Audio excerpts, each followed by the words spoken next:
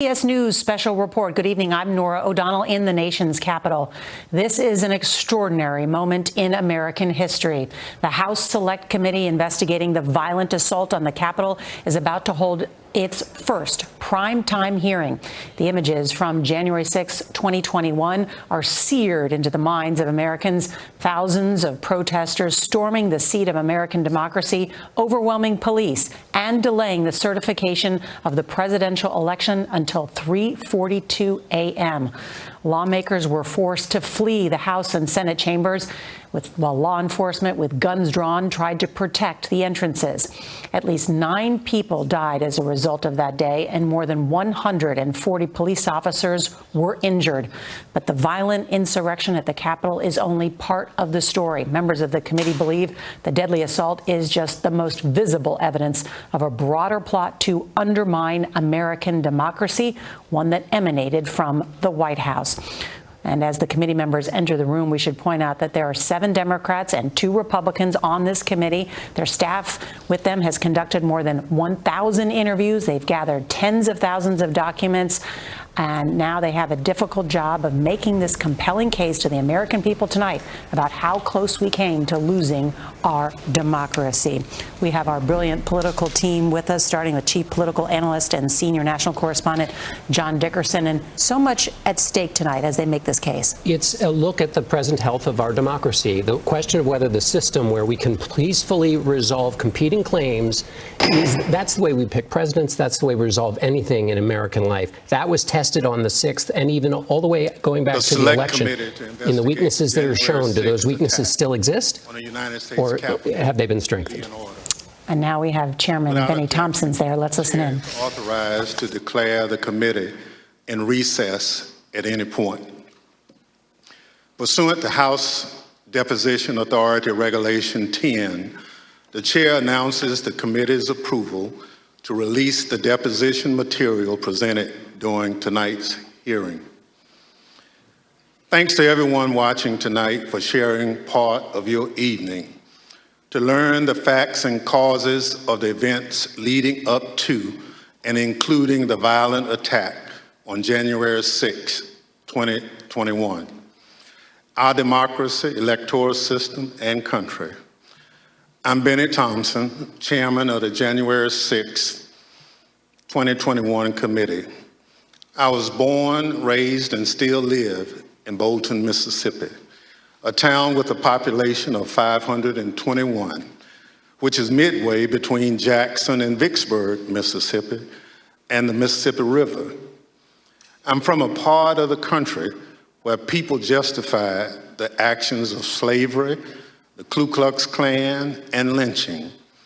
I'm reminded of that dark history as I hear voices today try and justify the actions of the insurrectionists on January 6, 2021. Over the next few weeks, hopefully you will get to know the other members, my colleagues up here, and me. We represent a diversity of communities from all over the United States, rural areas and cities, East Coast, West Coast, and the Heartland. All of us have one thing in common. We swore the same oath.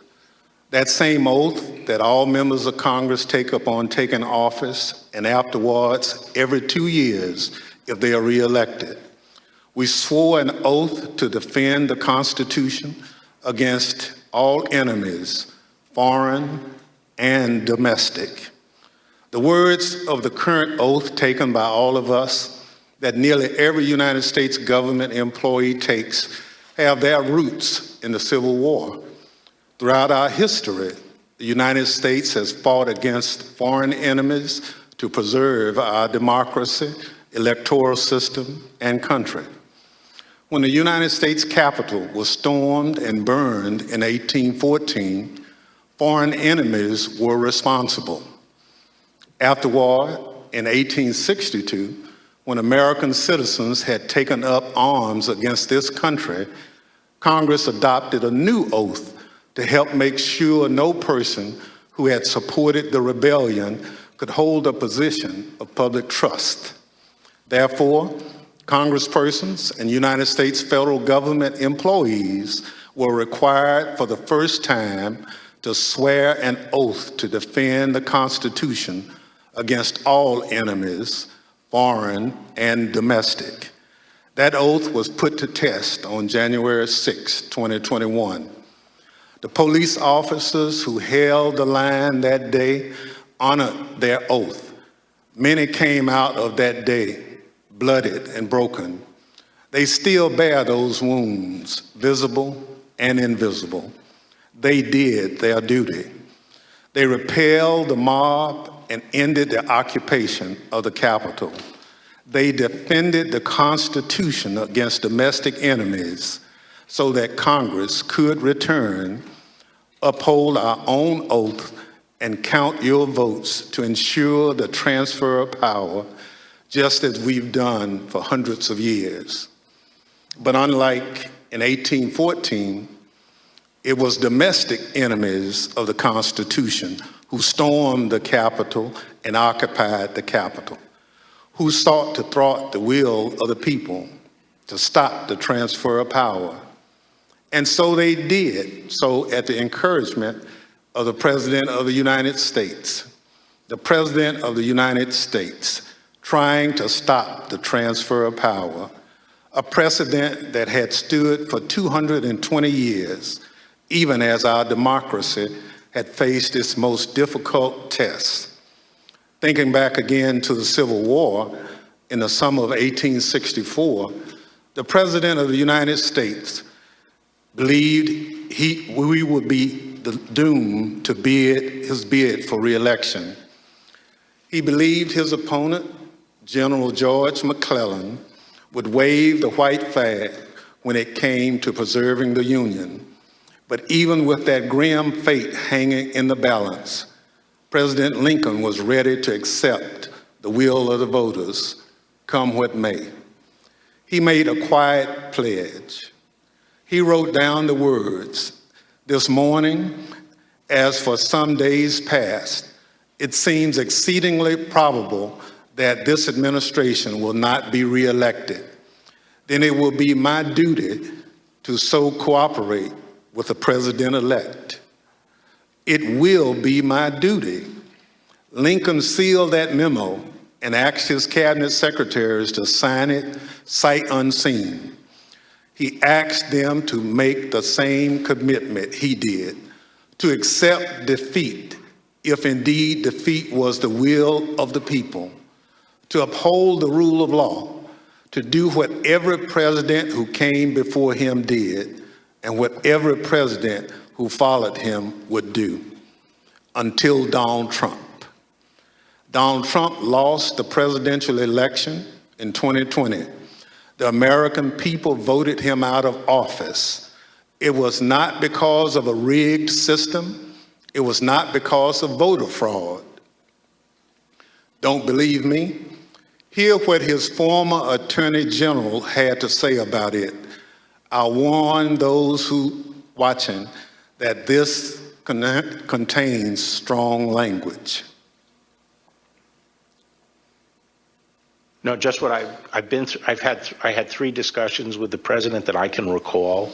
One was on November 23rd, one was on December 1st, and one was on December 14th. And I've been through sort of the give and take of those discussions. And in that context, I made it clear I did not agree with the idea of saying the election was stolen and putting out this stuff, which I told the president was bullshit. And, I didn't want to be a part of it, and that's one of the reasons that went into me deciding to leave when I did.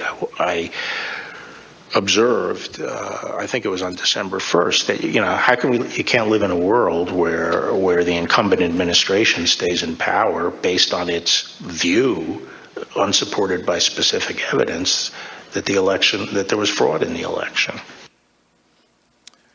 Bill Barr, on Election Day 2020, he was the Attorney General of the United States, the top law enforcement official in the country, telling the president exactly what he thought about claims of a stolen election.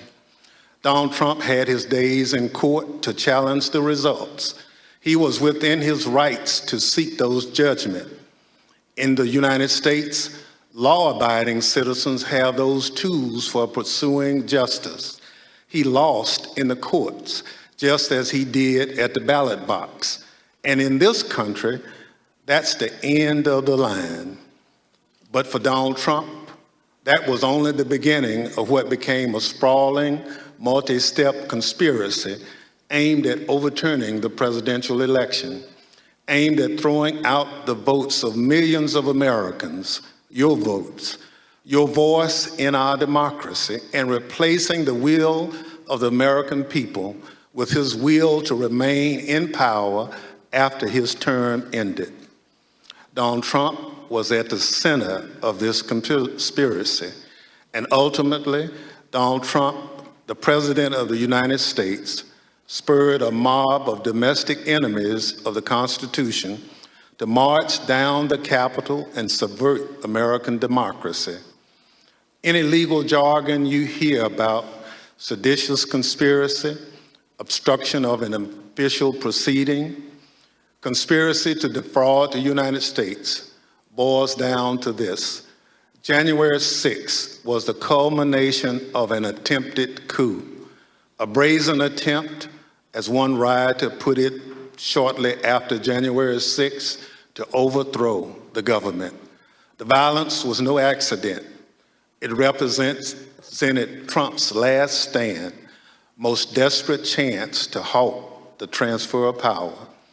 Now, you may hear those words and think, this is just another political attack on Donald Trump by people who don't like him. That's not the case. My colleagues and I all wanted an outside independent commission to investigate January 6th, similar to what we had after 9/11. But after first agreeing to the idea, Donald Trump's allies in Congress put a stop to it. Apparently, they don't want January 6th investigated at all. And in the last 17 months, many of those same people have tried to whitewash what happened on January 6th, to rewrite history, call it a tourist visit, label it legitimate political discourse. Donald Trump and his followers have adopted the words of the songwriter, "Do you believe me or your lying eyes?" We can't sweep what happened under the rug. The American people deserve answers. So I come before you this evening, not as a Democrat, but as an American who swore an oath to defend the Constitution. The Constitution doesn't protect just Democrats or just Republicans. It protects all of us, we the people.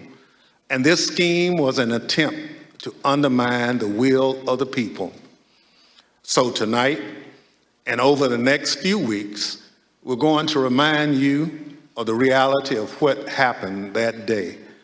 But our work must do much more than just look backwards. Because of our democracy remains in danger, the conspiracy to thwart the will of the people is not over. There are those in this audience who thirst for power but have no love or respect for what makes America great: devotion to the Constitution, allegiance to the rule of law, our shared journey to build a more perfect union. January 6th and the lies that led to insurrection have put 2.5 centuries of constitutional democracy at risk. The world is watching what we do here. America has long been expected to be a shining city on the hill, a beacon of hope and freedom, a model for others when we are at our best. How can we play that role when our house is in such disorder? We must confront the truth with candor, resolve, and determination. We need to show that we are worthy of the gifts that are the birthright of every American. That begins here, and it begins now, with a true accounting of what happened and what led to the attack on our Constitution and our democracy. In this moment, when the dangers of our Constitution and our democracy loom large, nothing could be more important. Working alongside the public servants on this dais has been one of the greatest honors of my time in Congress. It's been a particular privilege to count as a partner in this effort and to count as a friend the gentlewoman from Wyoming, Ms. Cheney. She's a patriot, a public servant of profound courage, of devotion to her oath and the Constitution. It's my pleasure to recognize Ms. Cheney for her opening statement. Thank you very much, Mr. Chairman, and let me echo those words about the importance of bipartisanship and what a tremendous honor it is to work on this committee. Mr. Chairman, at 6:01 p.m. on January 6th, after he spent hours watching a violent mob besiege, attack, and invade our Capitol, Donald Trump tweeted, but he did not condemn the attack. Instead, he justified it. "These are the things and events that happen," he said, "when a sacred landslide election victory is so unceremoniously and viciously stripped away from great patriots who've been badly and unfairly treated for so long." As you will see in the hearings to come, President Trump believed his supporters at the Capitol, and I quote, "We're doing what they should be doing." This is what he told his staff as they pleaded with him to call off the mob, to instruct his supporters to leave. Over a series of hearings in the coming weeks, you will hear testimony, live and on video, from more than half a dozen former White House staff in the Trump administration, all of whom were in the West Wing of the White House on January 6th. You will hear testimony that, quote, "The president did not really want to put anything out, calling off the riot, or asking his supporters to leave." You will hear that President Trump was yelling and, quote, "really angry at advisors who told him he needed to be doing something more."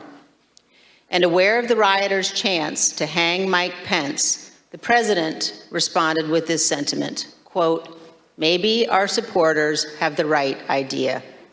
Mike Pence, quote, deserves it." You will hear evidence that President Trump refused for hours to do what his staff, his family, and many of his other advisors begged him to do: immediately instruct his supporters to stand down and evacuate the Capitol. Tonight, you will see never-before-seen footage of the brutal attack on our Capitol, an attack that unfolded while a few blocks away, President Trump sat watching television in the dining room next to the Oval Office. You will hear audio from the brave police officers battling for their lives and ours, fighting to defend our democracy against a violent mob Donald Trump refused to call off. Tonight and in the weeks to come, you will see evidence of what motivated this violence, including directly from those who participated in this attack. You will see video of them explaining what caused them to do it. You will see their posts on social media. We will show you what they have said in federal court. On this point, there is no room for debate. Those who invaded our Capitol and battled law enforcement for hours were motivated by what President Trump had told them, that the election was stolen and that he was the rightful president. President Trump summoned the mob, assembled the mob, and lit the flame of this attack. You will also hear about plots to commit seditious conspiracy on January 6th, a crime defined in our laws as conspiring to overthrow, put down, or destroy by force the government of the United States, or to oppose by force the authority thereof. Multiple members of two groups, the Oath Keepers and the Proud Boys, have been charged with this crime for their involvement in the events leading up to and on January 6th. Some have pled guilty. The attack on our Capitol was not a spontaneous riot. Intelligence available before January 6th identified plans to, quote, invade the Capitol, occupy the Capitol, and take other steps to halt Congress's count of electoral votes that day. In our hearings to come, we will identify elements of those plans, and we will show specifically how a group of Proud Boys led a mob into the Capitol building on January 6th. Tonight, I am going to describe for you some of what our committee has learned and highlight initial findings you will see this month in our hearings. As you hear this, all Americans should keep in mind this fact.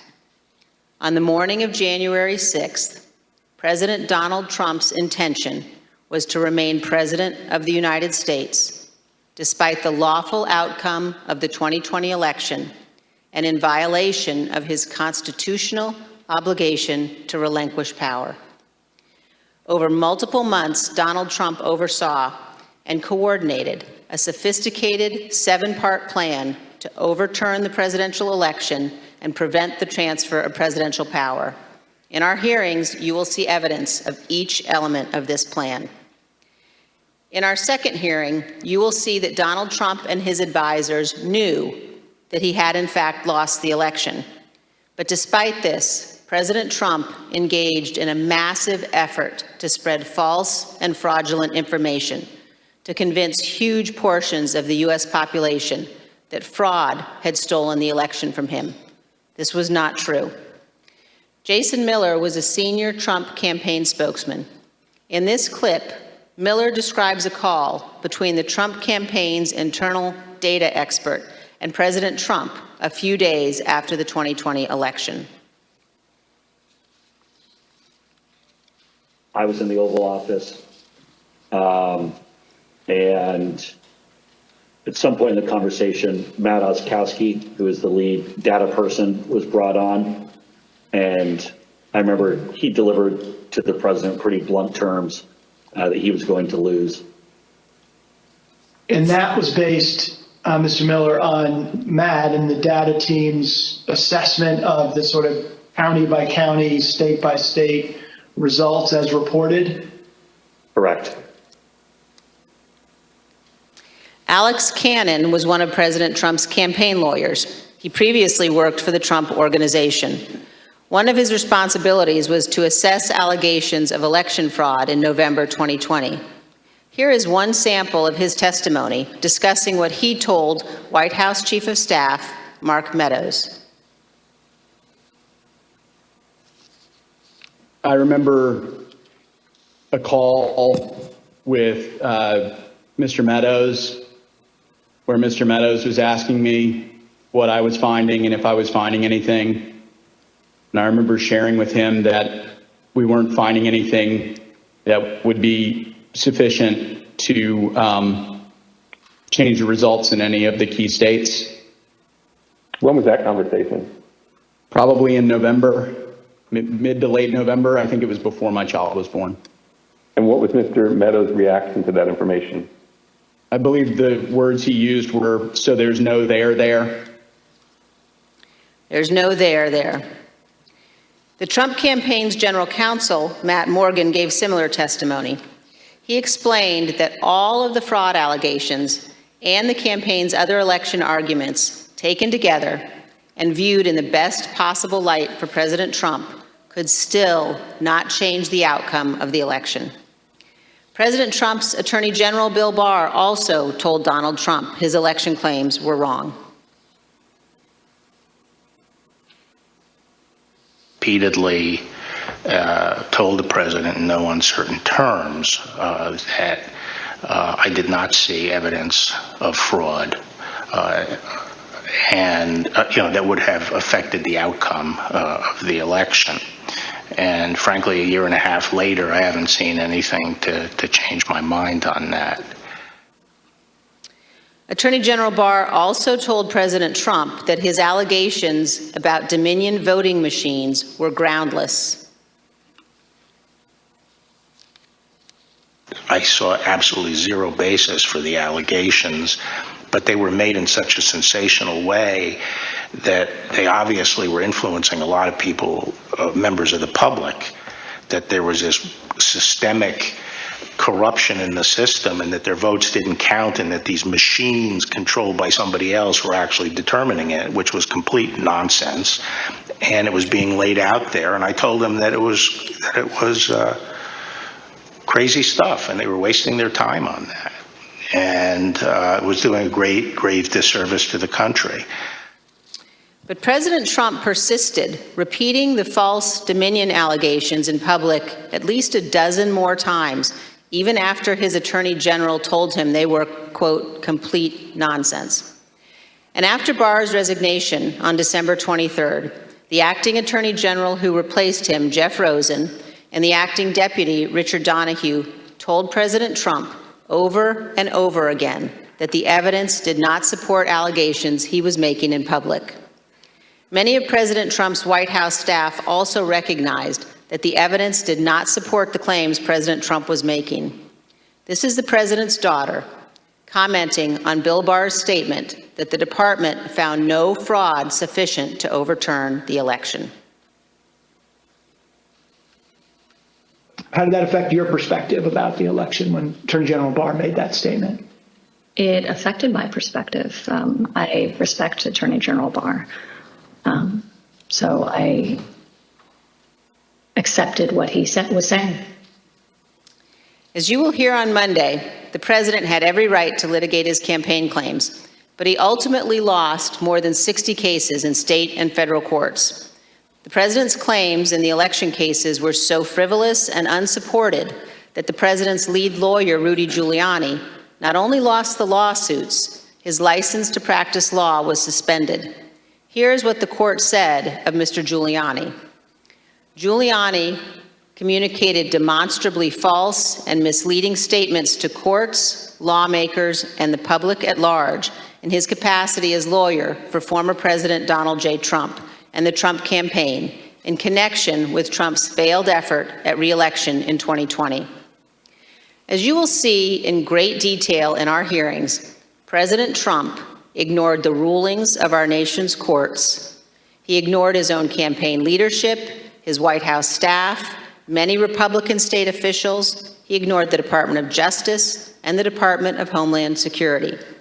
President Trump invested millions of dollars of campaign funds purposely spreading false information, running ads he knew were false, and convincing millions of Americans that the election was corrupt and that he was the true president. As you will see, this misinformation campaign provoked the violence on January 6th. In our third hearing, you will see that President Trump corruptly planned to replace the Attorney General of the United States so the U.S. Justice Department would spread his false stolen election claims.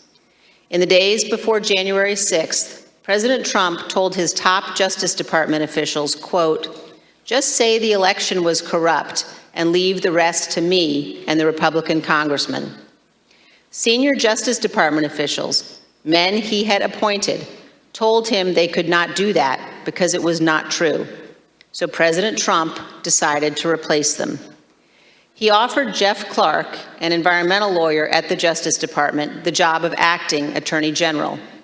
President Trump wanted Mr. Clark to take a number of steps, including sending this letter to Georgia and 5 other states, saying the U.S. Department of Justice had, quote, identified significant concerns that may have impacted the outcome of the election. This letter is a lie. The Department of Justice had, in fact, repeatedly told President Trump exactly the opposite, that they had investigated his stolen election allegations and found no credible fraud that could impact the outcome of the election. This letter and others like it would have urged multiple states to withdraw their official and lawful electoral votes for Biden. Acting Deputy Attorney General Richard Donahue described Jeff Clark's letter this way, quote, "This would be a grave step for the department to take and could have tremendous constitutional, political, and social ramifications for this country." The committee agrees with Mr. Donahue's assessment. Had Clark assumed the role of Attorney General in the days before January 6th and issued these letters, the ramifications could indeed have been grave. Mr. Donahue also said this about Clark's plan. And I recall toward the end saying, what you're proposing is nothing less than the United States Justice Department meddling in the outcome of a presidential election. In our hearings, you will hear firsthand how the senior leadership of the Department of Justice threatened to resign, how the White House counsel threatened to resign, and how they confronted Donald Trump and Jeff Clark in the Oval Office. The men involved, including Acting Attorney General Jeff Rosen and Acting Deputy Attorney General Richard Donahue, were appointed by President Trump. These men honored their oaths of office, they did their duty, and you will hear from them in our hearings. By contrast, Jeff Clark has invoked his Fifth Amendment privilege against self-incrimination and refused to testify. Representative Scott Perry, who is also involved in trying to get Clark appointed as Attorney General, has refused to testify here. As you will see, Representative Perry contacted the White House in the weeks after January 6th to seek a presidential pardon. Multiple other Republican congressmen also sought presidential pardons for their roles in attempting to overturn the 2020 election. In our fourth hearing, we will focus on President Trump's efforts to pressure Vice President Mike Pence to refuse to count electoral votes on January 6th. Vice President Pence has spoken publicly about this. President Trump is wrong. I had no right to overturn the election. The presidency belongs to the American people and the American people alone. And frankly, there is no idea more un-American than the notion that any one person could choose the American president. What President Trump demanded that Mike Pence do wasn't just wrong, it was illegal and it was unconstitutional. You will hear this in great detail from the Vice President's former general counsel. Witnesses in these hearings will explain how the former Vice President and his staff informed President Trump over and over again that what he was pressuring Mike Pence to do was illegal. As you will hear, President Trump engaged in a relentless effort to pressure Pence, both in private and in public. You will see the evidence of that pressure from multiple witnesses, live and on video. Vice President Pence demonstrated his loyalty to Donald Trump consistently over 4 years, but he knew that he had a higher duty to the United States Constitution. This is testimony from the Vice President's Chief of Staff. So I think the Vice President was proud of his 4 years of service, and he felt like much had been accomplished in those 4 years. And I think he was proud to have stood beside the President for all that had been done. But I think he ultimately knew that his fidelity to the Constitution was his first and foremost oath. And that's what he articulated publicly, and I think that that's what he felt. His fidelity to the Constitution was more important than his fidelity to President Trump and his desire. The oath he took. Yep. Yes. You'll also hear about a lawyer named John Eastman. Mr. Eastman was deeply involved in President Trump's plans. You'll hear from former Fourth Circuit federal judge Michael Ludig, a highly respected leading conservative judge. John Eastman clerked for Judge Ludig. Judge Ludig provided counsel to the Vice President's team in the days before January 6th. The judge will explain how Eastman, quote, was wrong at every turn. And you will see the email exchanges between Eastman and the Vice President's counsel as the violent attack on Congress was underway.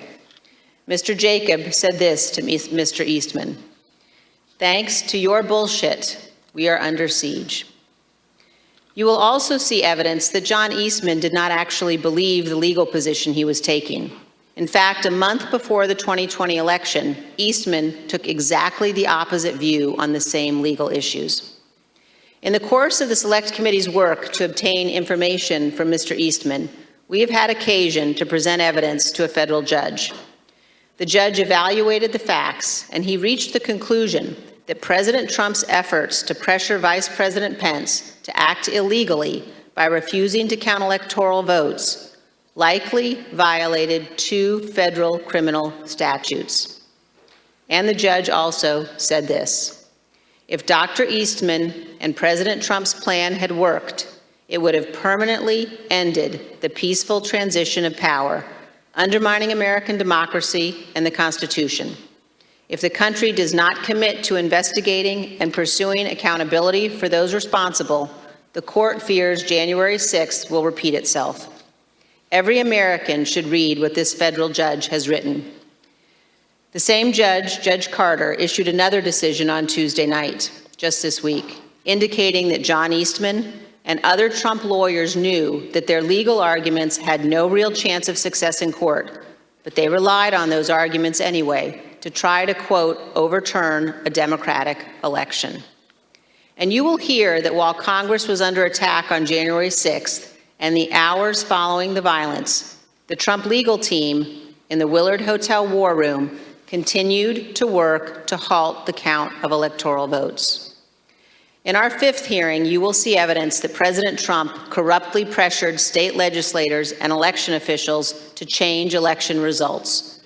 You will hear additional details about President Trump's call to Georgia officials, urging them to, quote, find 11,780 votes, votes that did not exist, and his efforts to get states to rescind certified electoral slates without factual basis and contrary to law.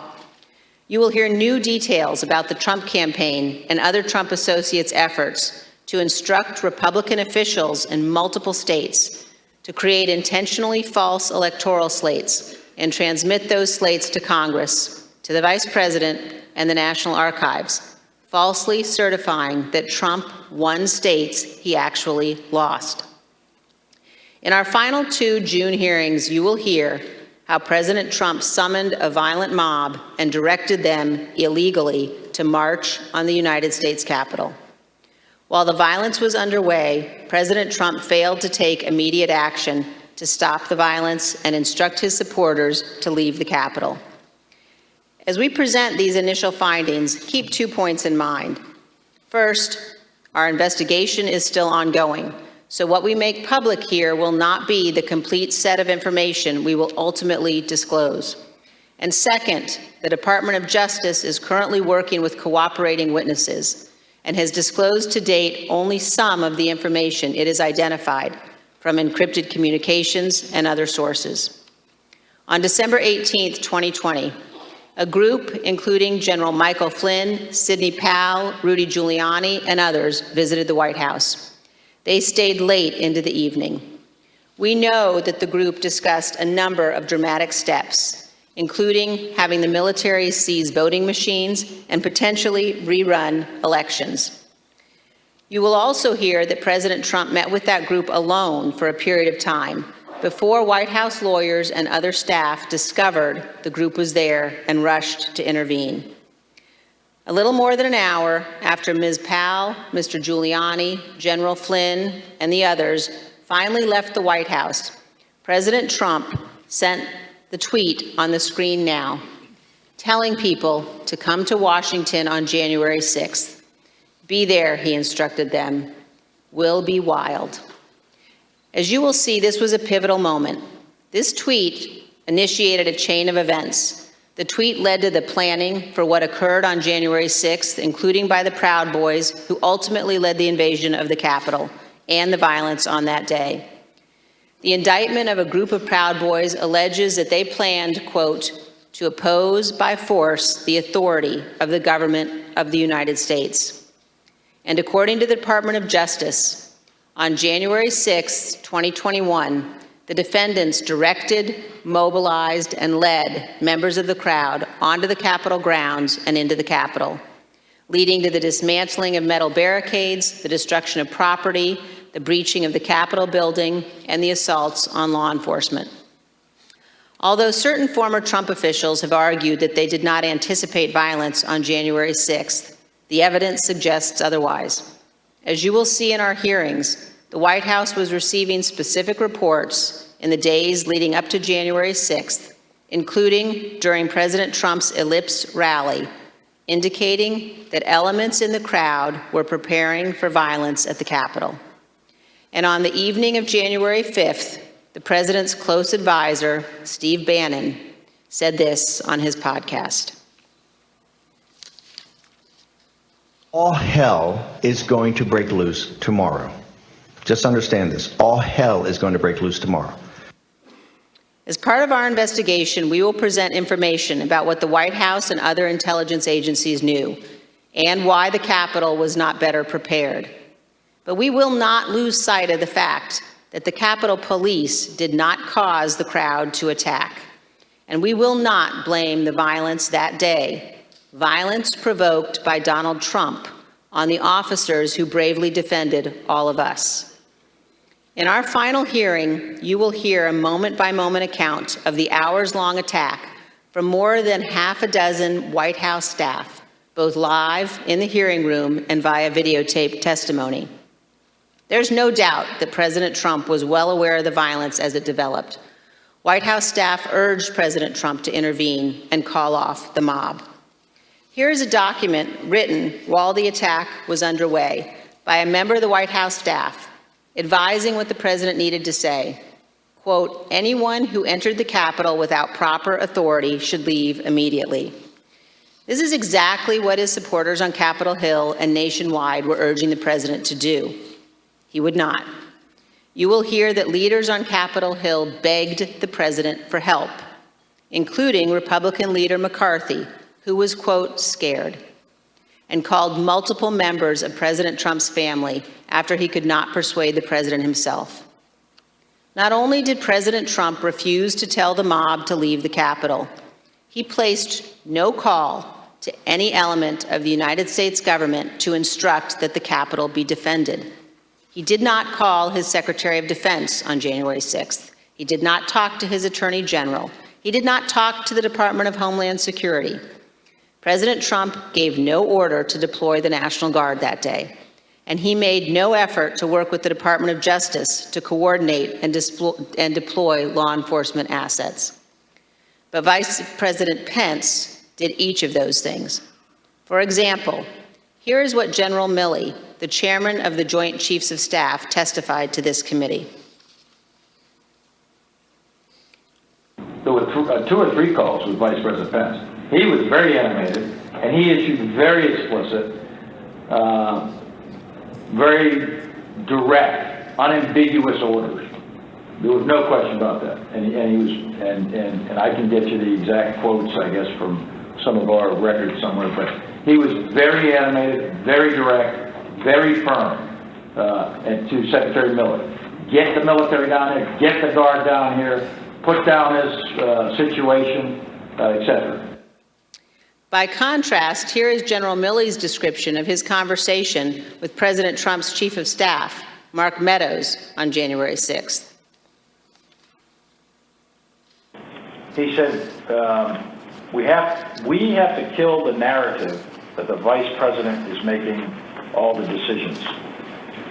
We need to establish the narrative that that the president is still in charge and that things are steady or stable or words that effect. I immediately interpret that as politics, politics, politics. Red flag for me personally, no action, but I remember it distinctly. And you will hear from witnesses how the day played out inside the White House, how multiple White House staff resigned in disgust, and how President Trump would not ask his supporters to leave the Capitol. It was only after multiple hours of violence that President Trump finally released a video instructing the riotous mob to leave. And as he did so, he said to them, quote, "We love you, and you're very special." You will also hear that in the immediate aftermath of January 6th, members of the president's family, White House staff, and others tried to step in to stabilize the situation, quote, to land the plane before the presidential transition on January 20th. You will hear about members of the Trump cabinet discussing the possibility of invoking the 25th Amendment and replacing the President of the United States. Multiple members of President Trump's own cabinet resigned immediately after January 6th. One member of the cabinet suggested that the remaining cabinet officers needed to take a more active role in running the White House and the administration. But most emblematic of those days is this exchange of texts between Sean Hannity and former President Trump's press secretary, Kayleigh McEnany. Sean Hannity wrote, in part, "Key now, no more crazy people, no more stolen election talk. Yes, impeachment and 25th Amendment are real. Many people will quit." Ms. McEnany responded in part, "Love that. That's the playbook." The White House staff knew that President Trump was willing to entertain and use conspiracy theories to achieve his ends. They knew the president needed to be cut off from all of those who had encouraged him. They knew that President Donald Trump was too dangerous to be left alone, at least until he left office on January 20th. These are important facts for Congress and the American people to understand fully. When a president fails to take the steps necessary to preserve our union, or worse, causes a constitutional crisis, we're at a moment of maximum danger for our republic. Some in the White House took responsible steps to try to prevent January 6th.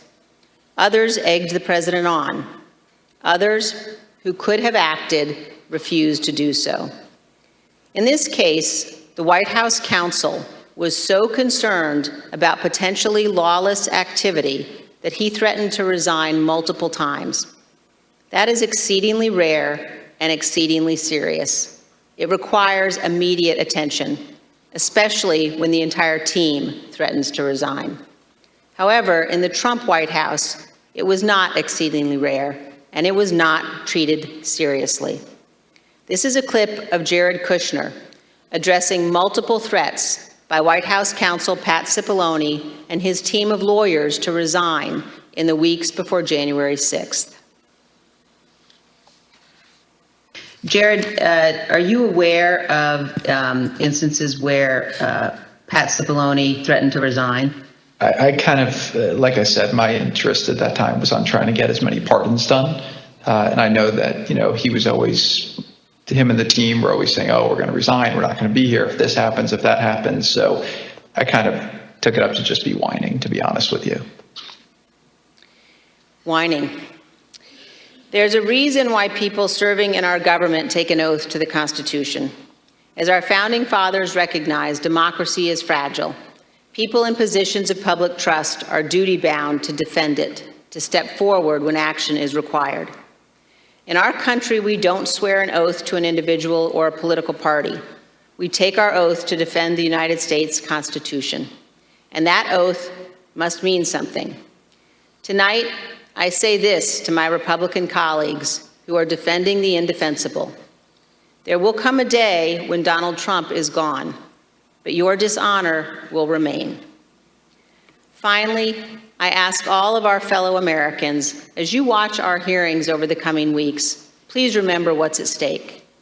Remember the men and women who have fought and died so that we can live under the rule of law, not the rule of men. I ask you to think of the scene in our Capitol Rotunda on the night of January 6th. There, in a sacred space in our constitutional republic, the place where our presidents lie in state, watched over by statues of Washington and Jefferson, Lincoln and Grant, Eisenhower, Ford, and Reagan. Against every wall that night encircling the room, there were SWAT teams, men and women in tactical gear with long guns, deployed inside our Capitol building. There in the rotunda, these brave men and women rested beneath paintings depicting the earliest scenes of our republic, including one painted in 1824 depicting George Washington resigning his commission, voluntarily relinquishing power, handing control of the Continental Army back to Congress. With this noble act, Washington set the indispensable example of the peaceful transfer of power, what President Reagan called nothing less than a miracle.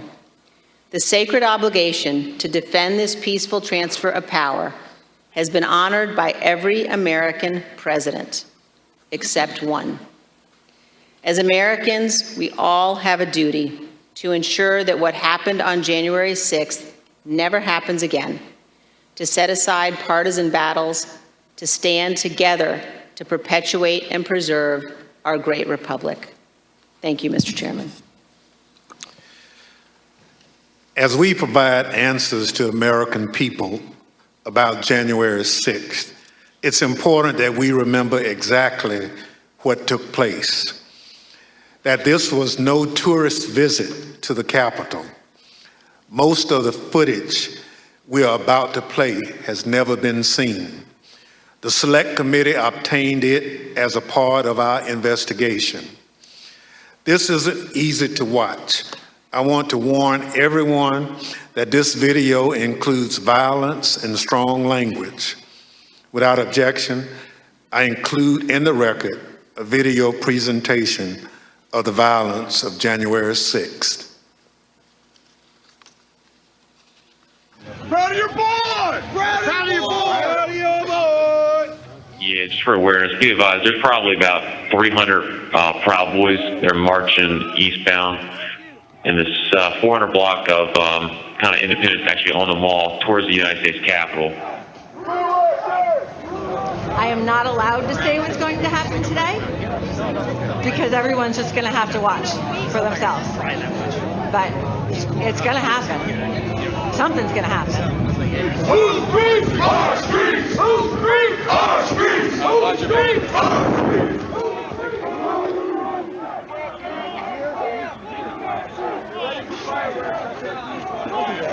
We are on your side. Don't make us go against you. Understand the side. Pick a side. These are our streets. $20 a picture. I hope Mike is going to do the right thing. I hope so. I hope so.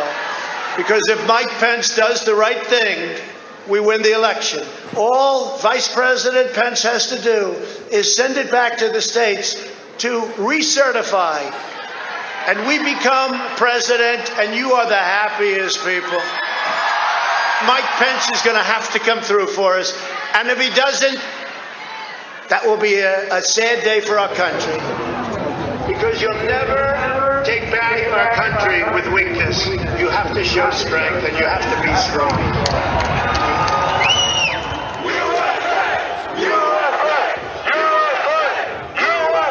Cruiser 50, it does look like we're going to have an ad hoc march stepping off here.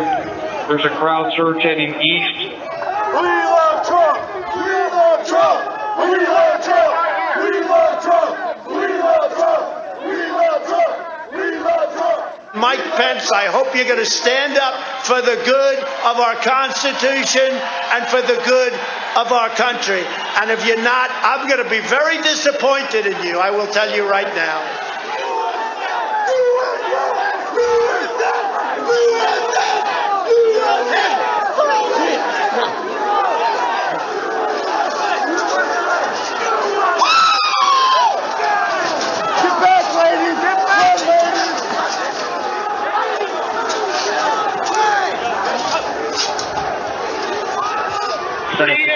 Priority. We just had protests. East Circle, breach the line. We need backup.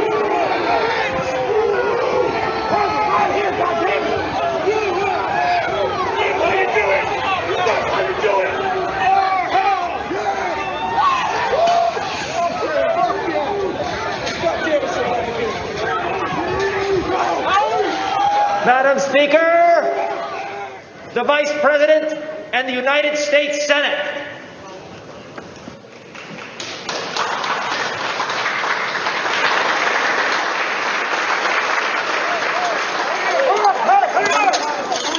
We're going to give riot warnings as soon as the outlet is here. We're going to give riot warnings. We're going to try and get compliance, but this is now effectively a riot. 49 hours declaring it a riot. 5 to 50, be advised, Capitol Police 1 advised they're trying to breach and get into the Capitol. 50, I copy.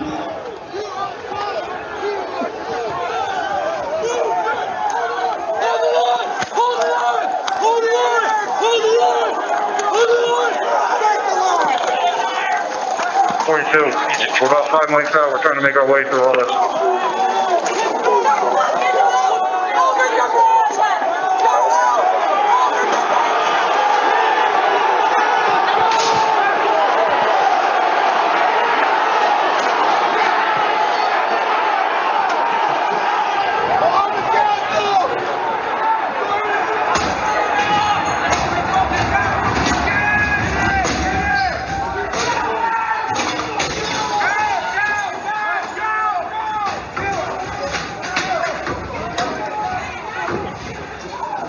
We have a breach of the Capitol! Breach of the Capitol to the upper level! Jack, be advised they're requesting additional resources on the east side as they've broken into that window and they're trying to kick it in.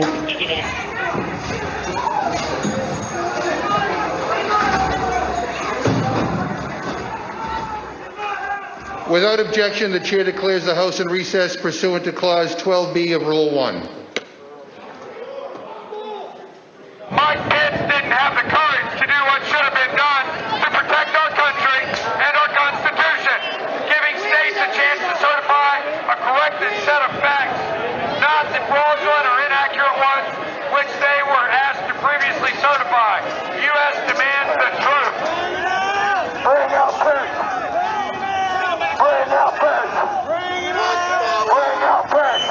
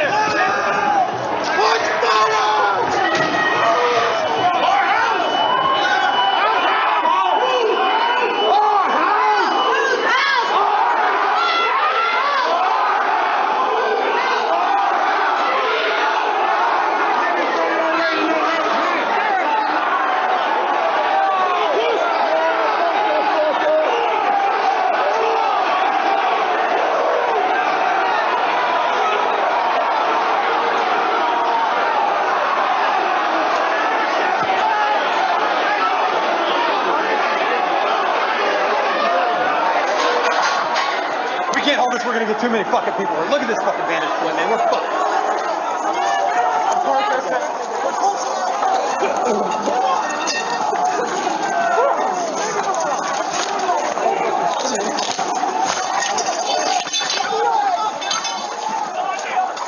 We need an area for the House members. They're all walking over now through the tunnels.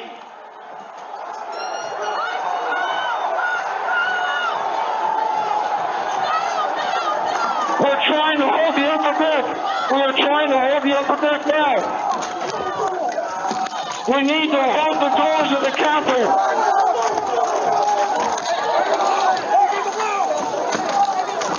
I need court support.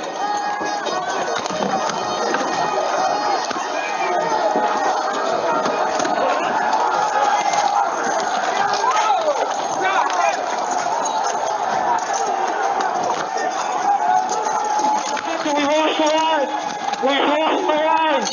All MPDs get back. All MPDs get back up to the upper deck. All MPDs get back to the upper deck. ASAP.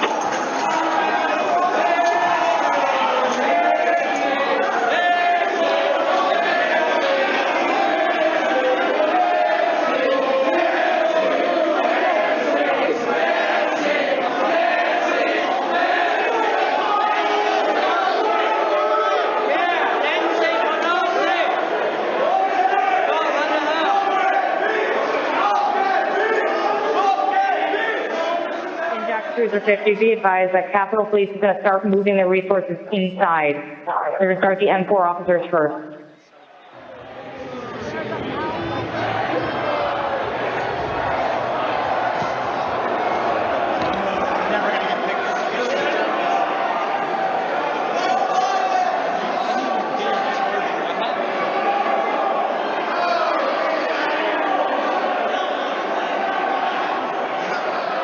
H208 with 4 members. The door's barricaded. There's people flooded the hallways outside. We have no way out. In fact, officers still remaining on the House floor, on the third floor, to use the subways themselves. It's time to evacuate so we can secure the members on the other side. Copy. It's up to us people now, the American people. What are you ready to do? One more time. What are you ready to do? And whatever it takes, I'll lay my life down if it takes. Absolutely. That's why we showed up today. Bring her out here! Hey! We're coming in if you don't bring her out! Fuck you, son of a bitch! You back up! I have myself on back.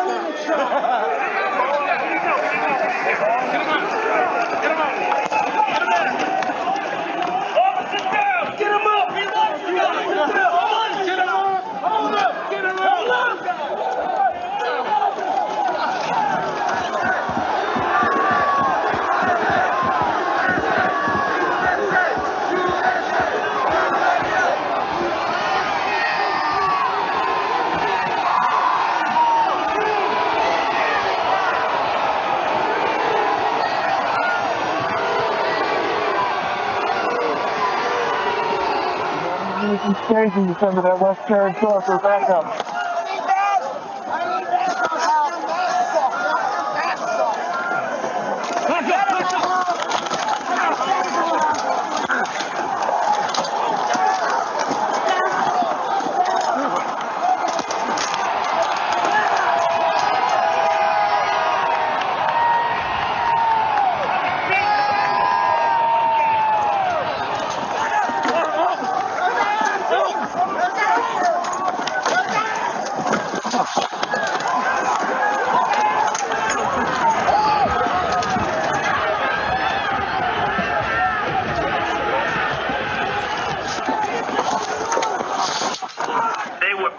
People. These were great people. The crowd was unbelievable. And I mentioned the word love, the love in the air. I've never seen anything like it.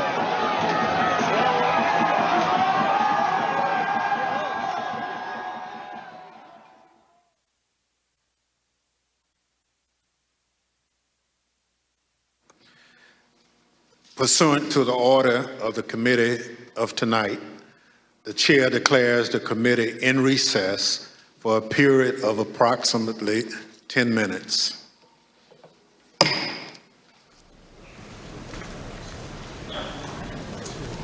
And powerful testimony, new testimony from depositions that we have just heard from this congressional committee and new video. I want to bring in Nicole Killian, who covers Capitol Hill for us. And Nicole, I know you've spoken with many of those Capitol police officers, more than 140 of them wounded in this attack. And maybe what many of our viewers could not see is some of them are there in the room tonight. We're going to hear from them after this break. And this is difficult to watch. It is, because they have to relive this experience, and not just with this testimony, but literally every day. Today I spoke with Sergeant Gunnell, who served with the U.S. Capitol Police, and even when he's on duty, he tries to avoid certain areas of the Capitol because he doesn't want to relive that moment. And what many people at home didn't see, and what they're seeing now, is that many of them are tearing up. That was Officer Harry Dunn, Sergeant Gunnell, Sandra Garza, whose partner Brian Sicknick was killed in the attack. I have spoken to all of them over the better course of this year. And I think what's really striking to me, especially, coming off of some of these hearings with respect to these school shootings, just the pain and anguish that you see in these families' faces, and that we're seeing in the faces of people like Harry Dunn and Sergeant Gunnell and Sandra Garza.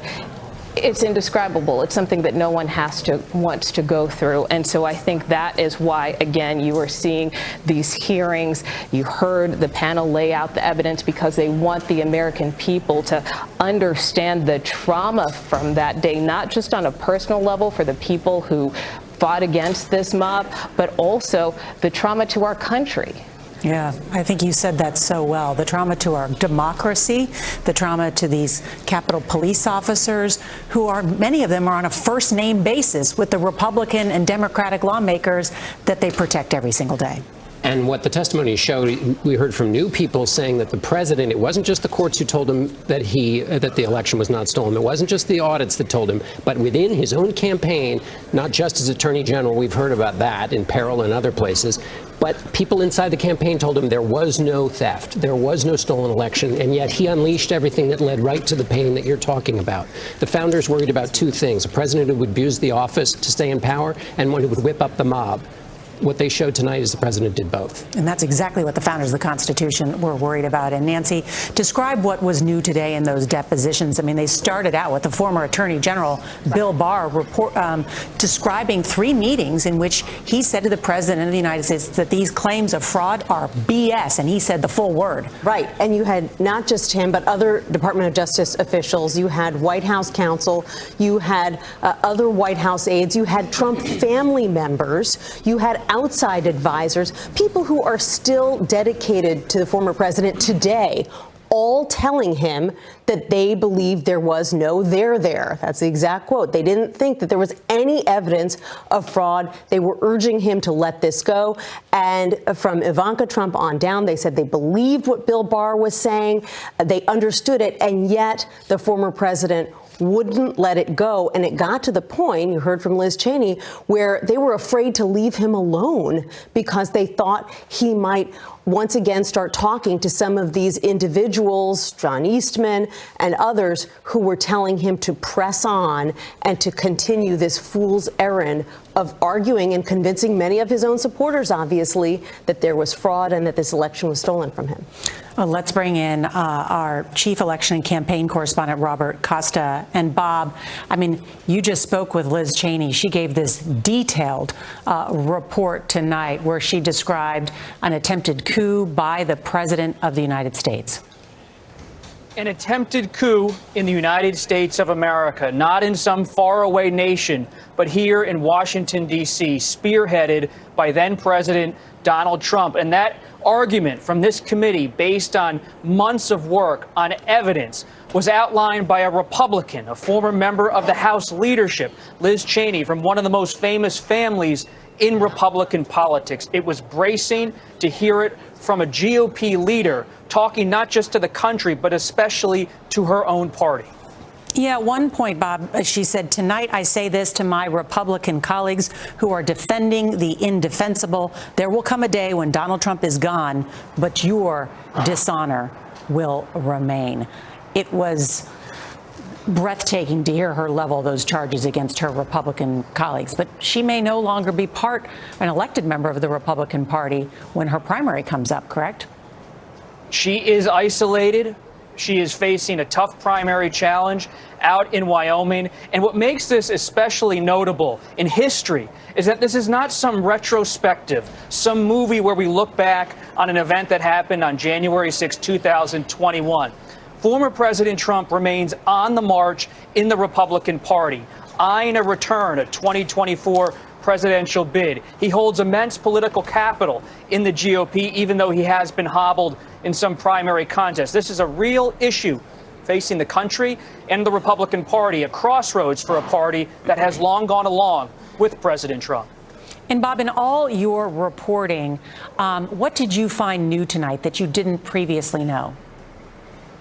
So many people were in on what Congresswoman Cheney has called a conspiracy, what Chairman Thompson called an attempted coup on the United States. My reporting colleague Bob Woodward and I discovered the so-called Eastman memo, 2 pages, 6 parts, outlining how Trump wanted to throw the election to the states or back into the House of Representatives. What we learned tonight was that everyone was aware of what was going on. Some tried to stop the president, some enabled him.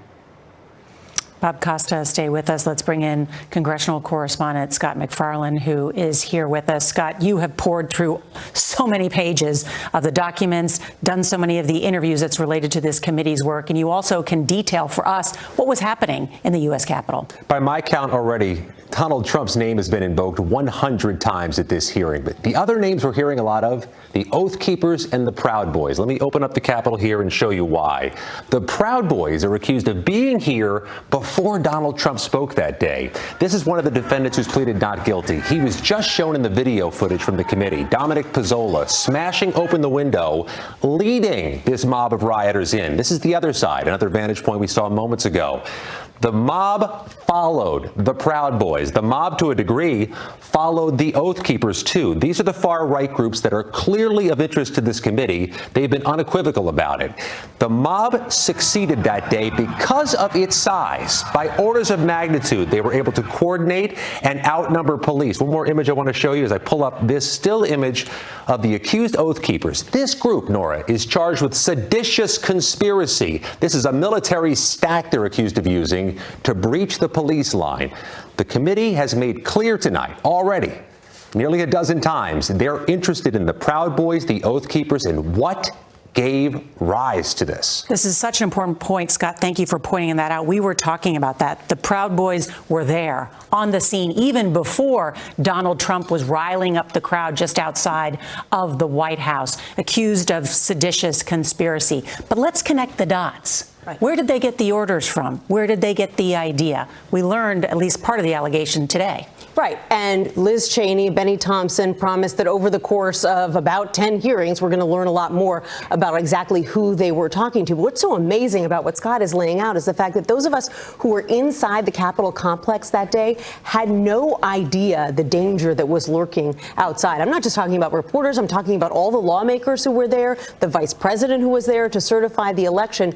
No one really realized the gathering danger. They went on certifying the election until just a couple of minutes before these insurrectionists were banging on the doors of the House chamber trying to get in. But I think part of the onus that this committee has been facing is to explain this is not just some mob that appeared serendipitously. This was a plan. This was plotted out. Who financed it? Will we learn that? Who led it? How did they communicate this effort? What was the goal from the very beginning? Is there evidence, additional evidence of that? And how well aware was the president of all of this? And in the American system, when you lose an election, you don't get to use force to stay in power. That's why when Bill Barr said you can't live in a world where the incumbent stays in power unsupported by evidence. In other words, this isn't just one idiosyncratic thing. This goes directly at the way the government was set up, that when you lose in a fair election, you can't just say you won and because you're really angry, get the presidency. Mm-hmm. And that's why you need, frankly, a congressional committee to look into this. I know that there's an argument on the right. Well, we already know what happened on January 6th. We've all seen the pictures, but the reality is there are still so many dots to connect. And if you want to prevent something like this from happening again, you need to figure out how to start it in the first place. But also worth noting that Republicans have countered by launching their own investigation now into what happened on January 6th.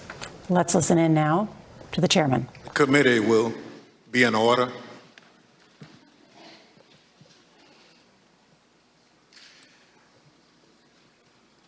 I want to thank our witnesses for being with us this evening to share their firsthand accounts of that terrible day. I know that some of the witnesses from our first hearing are in the room with us, along with some of the family members, friends, and widows of the officers who lost their lives as a result of the attack. Thank you all for being here for us and the American people.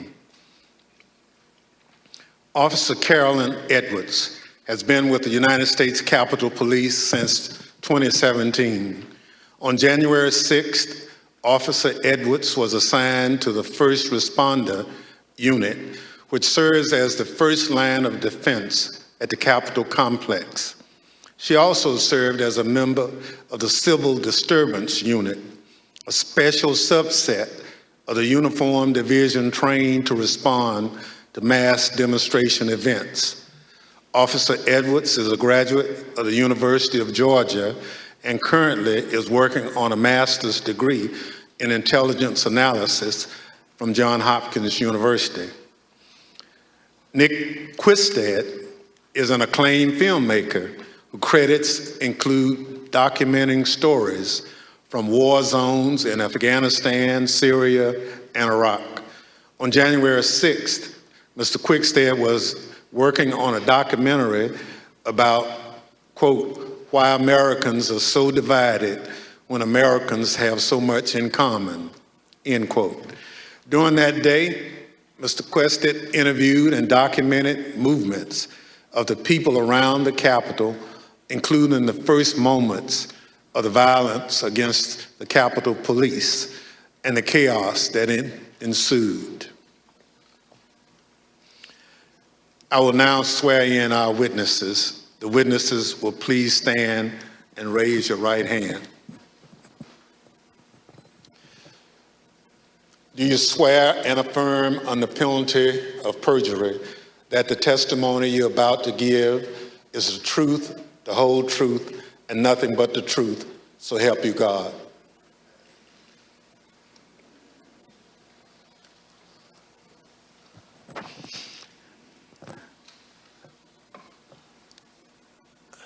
Let the record reflect the witnesses answered in the affirmative. Without objection, the witness's statement will be included in the record. Pursuant to Section 5C8 of House Resolution 503, I recognize myself for questioning.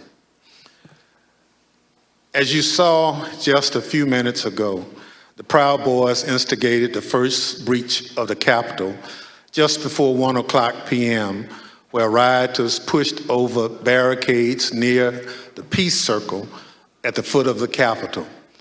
Our two witnesses tonight were both there at the time of that first breach.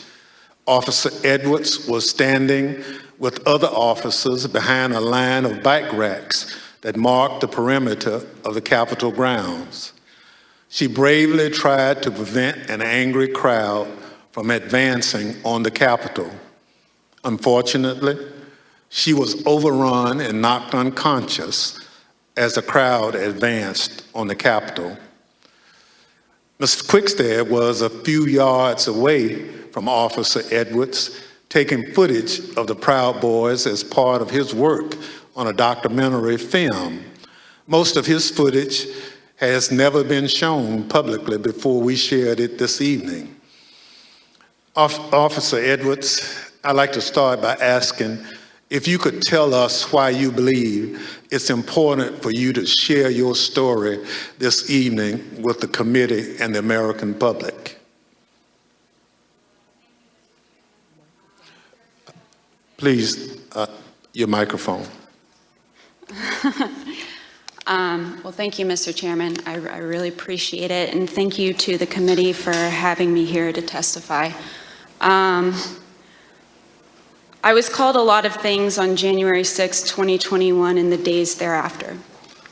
I was called Nancy Pelosi's dog, called incompetent, called a hero, and a villain. I was called a traitor to my country, my oath, and my Constitution. In actuality, I was none of those things. I was an American, standing face to face with other Americans, asking myself how many times, many times, how we had gotten here. I had been called names before, but never had my patriotism or duty been called into question. I, who got up every day, no matter how early the hour or how late I got in the night before, to put on my uniform and to protect America's symbol of democracy. I, who spent countless hours in the baking sun and freezing snow to make sure that America's elected officials were able to do their job. I, whose literal blood, sweat, and tears were shed that day defending the building that I spent countless holidays and weekends working in. I am the proud granddaughter of a Marine that fought in the Battle of the Chosin Reservoir in the Korean War. I think of my papa often in these days, how he was so young and thrown into a battle he never saw coming and answered the call at a great personal cost. How he lived the rest of his days with bullets and shrapnel in his legs, but never once complained about his sacrifice. I would like to think that he would be proud of me, proud of his granddaughter that stood her ground that day and continued fighting, even though she was wounded, like he did many years ago. I am my grandfather's granddaughter, proud to put on a uniform and serve my country. They dared to question my honor. They dared to question my loyalty. And they dared to question my duty. I'm a proud American, and I will gladly sacrifice everything to make sure that the America my grandfather defended is here for many years to come. Thank you. Officer Edwards, your story and your service is important, and I thank you for being here tonight. Ms. Quickstead, I also like to ask you to introduce yourself. Can you tell us how you found yourself in Washington, D.C. on January 6, 2021? Good evening, Chair and Madam Vice Chair. Thank you for the introduction. As stated, in the winter of 2020, I was working on a documentary. As part of that documentary, I filmed several rallies in Washington, D.C. on December the 11th and December the 12th. And I learned there would be a rally on the Mall on January 6th. So my three colleagues and I came down to document the rally. According to the permit of the event, there was going to be a rally at the Ellipse. We arrived at the mall and observed a large contingent of Proud Boys marching towards the Capitol. We filmed them, and almost immediately I was separated from my colleagues. I documented the crowd turn from protesters to rioters to insurrectionists. I was surprised at the size of the group, the anger and the profanity. And for anyone who didn't understand how violent that event was, I saw it, I documented it, and I experienced it. I heard incredibly aggressive chanting, and I subsequently shared that footage with the authorities. I'm here today pursuant to a House subpoena. Thank you so much. Thank you, Mr. Quested. The Select Committee has conducted extensive investigative work to understand what led the Proud Boys and other rioters to the Capitol on January 6th. We've obtained substantial evidence showing that the president's December 19th tweet calling his followers to Washington, D.C. on January 6th energized individuals from the Proud Boys and other extremist groups. I'd like to play a brief video highlighting some of this evidence. My name is Marcus Childress, and I'm an investigative counsel for the Select Committee to investigate the January 6th attack on the United States Capitol. What do you want to call them? Give me a name. Give me a White name. supremacists and What would you like me to condemn? white supremacists and right Proud Boys, stand back and stand by. After he made this comment, Enrique Tarrio, then chairman of the Proud Boys, said on Parler, "Standing by, sir." During our investigation, we learned that this comment during the presidential debate actually led to an increase in membership from the Proud Boys. Would you say that Proud Boys numbers increased after the stand back, stand by comment?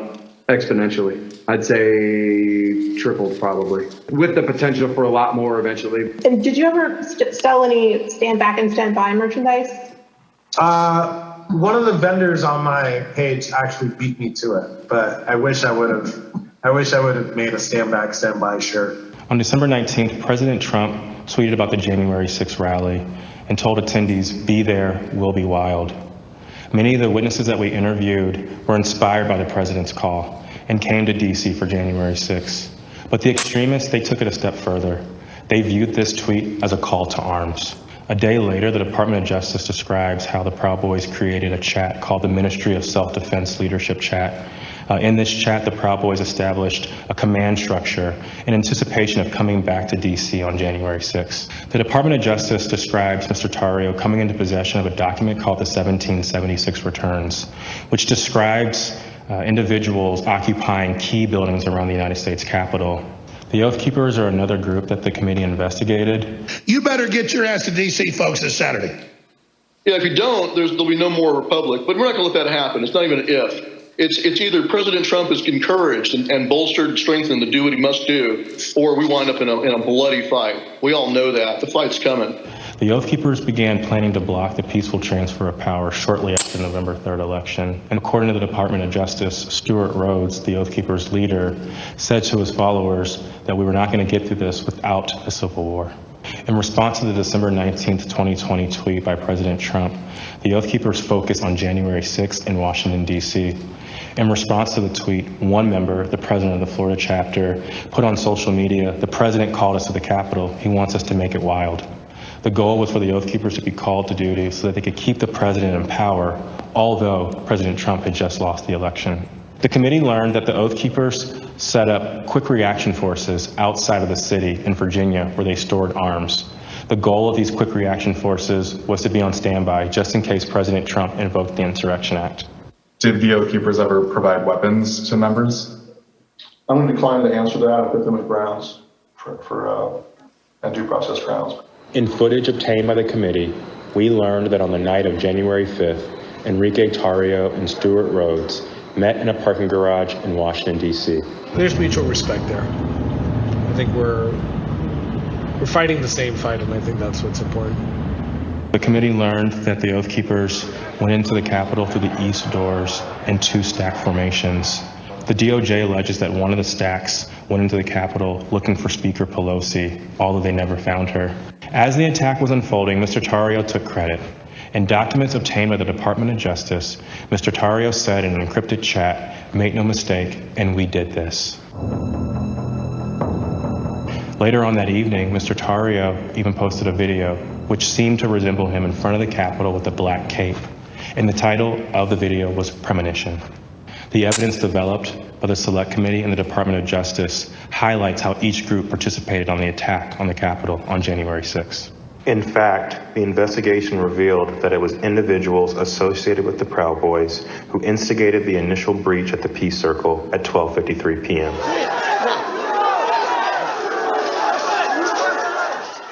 Within 10 minutes, rioters had already filled the Lower West Plaza. By 2 o'clock, rioters had reached the doors on the West and the East plazas. And by 2:13, rioters had actually broken through the Senate wing door and gotten into the Capitol building. A series of breaches followed. At 2:25 p.m., rioters breached the east side doors to the rotunda.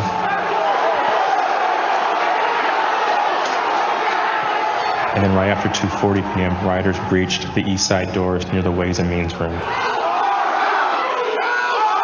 Once the rioters infiltrated the Capitol, they moved through the crypt, the rotunda, the hallways leading to the House chambers, and even inside the Senate chambers.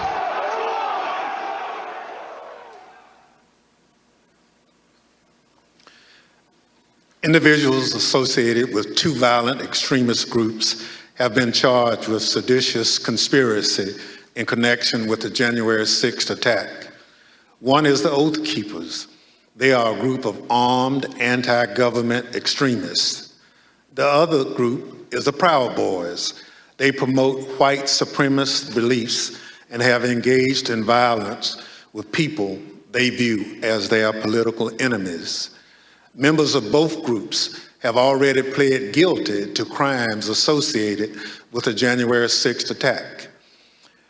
Mr. Quested, as part of the documentary you've been filming, you gained access to the Proud Boys and their leader, Enrique Tarrio. Your crew filmed them in Washington, D.C.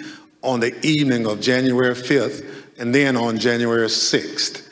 On January 5th, the night before the attack, you were with the head of the Proud Boys, Mr. Tarrio, in Washington, D.C. What happened? We picked up Mr. Tarrio from jail.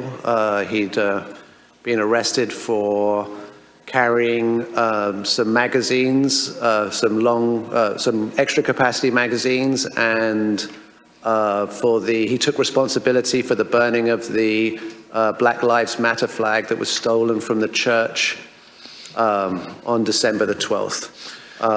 We were attempting to get an interview with Mr. Tarrio. We had no idea of any of the events that were going to subsequently happen. We drove him to pick up his bags from the property department of the police, which is just south of the mall. We picked up his bags and went to get some other bags from the Phoenix Hotel, where we encountered Mr. Stuart Rhodes from the Oath Keepers. By the time I'd gone to park the car, my colleague was saying, who'd got into the car with Mr. Tarrio, that they had moved to a location around the corner, the parking garage of the Hall of Legends, I believe. And so we quickly drove over there. We drove down into the parking garage and filmed the scene of Mr. Tarrio and Mr. Rhodes and certain other individuals in that garage.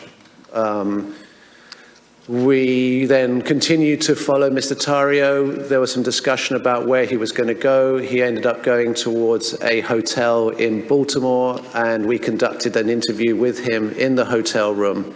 And then we returned to DC for that night in And what was interesting that night actually was that was the first indication that DC was much more busy than it had been any other time we'd been here, because we couldn't get into the hotels we wanted to, and we ended up at a hotel that, you know, was not as satisfactory as we would have hoped. Thank you. So what you're saying is you filmed the meeting between Mr. Tarrio and Oath Keepers leader Stuart Rose, right? Indeed. You couldn't hear what was said, but according to the Justice Department indictment of Mr. Tarrio, a participant referenced the Capitol. Now, on the morning of January 6th, you learned the Proud Boys would gather near the rally scheduled to take place near the White House. What time did you meet up with the Proud Boys, and what was happening when they met? We met up with the Proud Boys somewhere around 10:30 a.m. and they were starting to walk down the mall easterly direction towards the Capitol. There was a large contingent, more than I had expected, and I was confused to a certain extent why we were walking away from the president's speech, because that's what I felt we were there to cover. So at 10:30 a.m., that's early in the day. That's even before President Trump had started speaking. Am I correct? Yes, sir. So how many Proud Boys would you estimate were marching together to the Capitol? A couple of hundred, potentially. Yeah, I'd say a couple of hundred Proud Boys were marching towards the Capitol at that point. At the time, was the area heavily guarded? No, that was, I remember we walked we walked down the mall, we walked to the right of the reflecting pool, and then north along the road that leads to the Peace Circle. And as we were walking past the Peace Circle, I framed the Proud Boys to the right of my shot with the Capitol behind, and we see one sole police officer at the barriers, which subsequently breached. We then walk up and past a tactical unit preparing, and you see that in the film where the man questions their duty and their honor, and you see maybe a dozen Capitol Police putting on their riot gear. So how would you describe the atmosphere at that time? The atmosphere it seemed to be much darker. I make efforts to create a familiarity between myself and my subjects to, make them feel comfortable.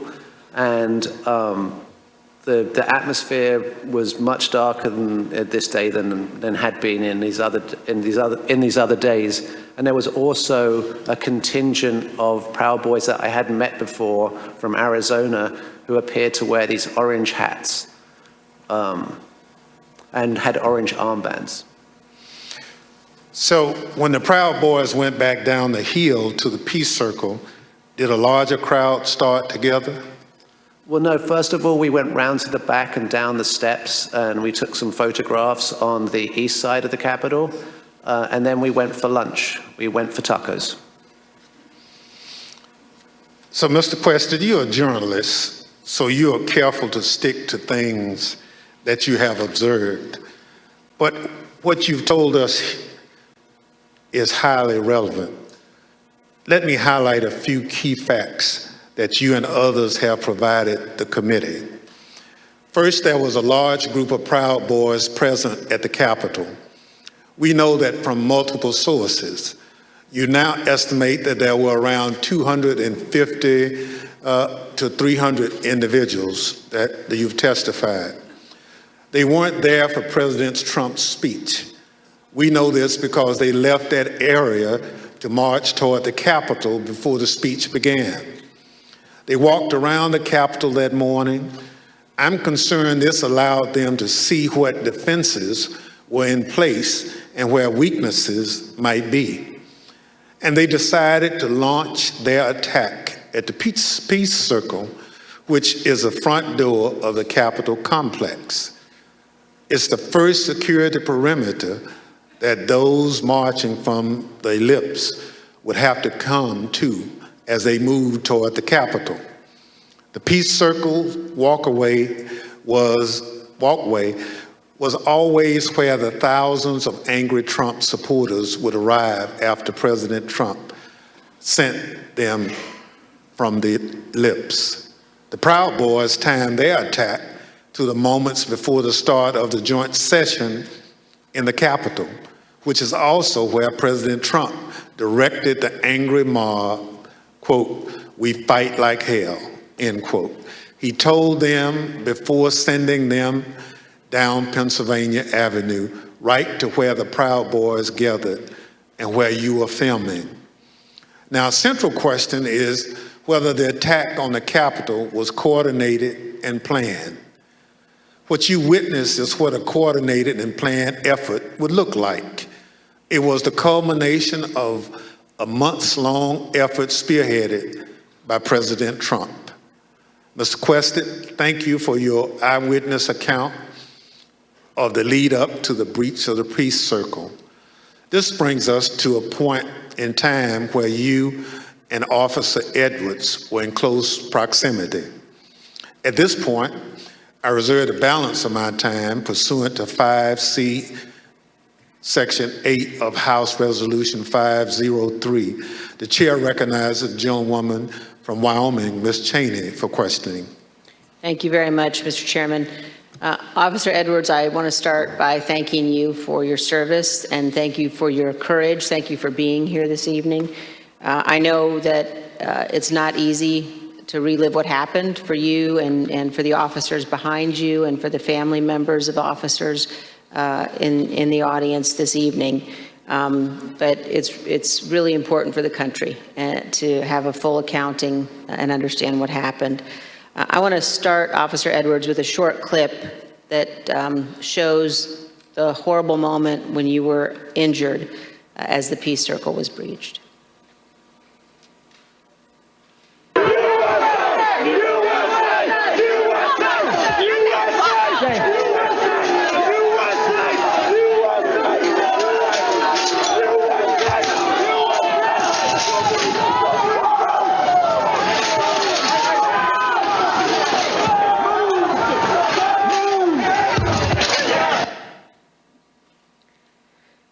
Officer Edwards, can you describe the crowd that had assembled at the Peace Circle as you and your fellow officers stood behind and guarded the bike racks at the Peace Circle? Yes, so there were about, I want to say about 5 of us on that line. And there was our bike rack, and then at the bottom of the Pennsylvania Avenue walkway, or right by Peace Circle, there was another bike rack. And so the crowd had kind of gathered there.